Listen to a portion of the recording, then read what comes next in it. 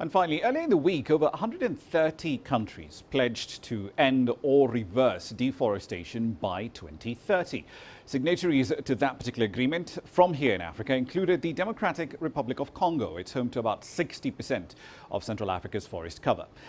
Deforestation worldwide, however, did increase after a similar pledge back in 2014. So why will this deal be any different, perhaps with nearly $20 billion worth of funding pledged?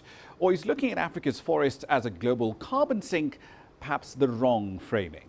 Here's part of my conversation on that with Anzetse Were of FSD-Kenya.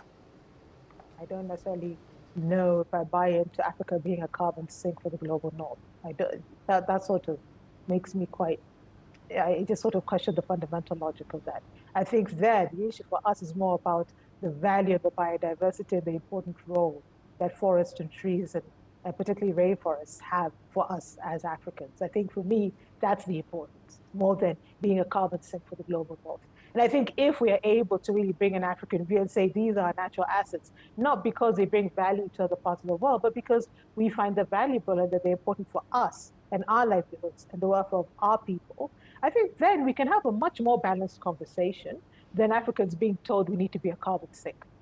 And when it comes to the money question, because part of the problem around these conversations with climate financing is that the cash that's available often is either hard to get, or when you do get it, it's pretty expensive. There's a premium that often tends to come in with any kind of debt that comes into Africa as well, isn't there? Yeah, and that's the point I raised, because those are the two big issues that we're seeing really prevent us to tap into the climate finance. The first is the fact that it's very formal, it's very structured, and the bulk of our private sector is quite, informal, it's quite SME driven.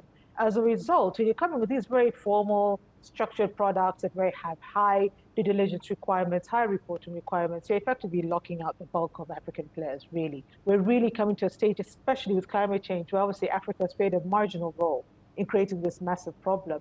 It's really important that we start developing the financial vehicles that allow our private sector and allow the communities to pull in the money in a manner that allows them to meet the very localized strain that they're dealing with. Because that's the part of the conversation people forget. For Africa, it's not about consumer behavior or goals around carbon. It's about lives and income. Yeah, because for a lot of households, for example, if you're talking about the energy dimension, I mean, biomass, firewood and charcoal is a main source of energy that's used by a lot of Kenyan households. So simply saying, well, switch over to gas, and yet gas, relatively speaking, is a lot more expensive for a lot of these households. Yeah. That doesn't take into account the nuance around incomes and livelihoods in markets like ours. Yeah, and that's an expenditure problem. If you're talking about an income problem, that's why I see most of the pressure is that we have got to buffer people's livelihoods. People who, 47%, for example, 47% of our labor still derives some sort of income from agriculture. While our GDP,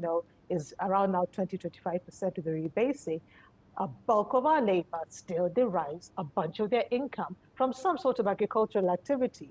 And so when you're not providing them with the tools, whether it's the financial vehicles or other tools, to be more resilient to climate change, to the changing weather patterns, what you're really doing is relegating people to desperation.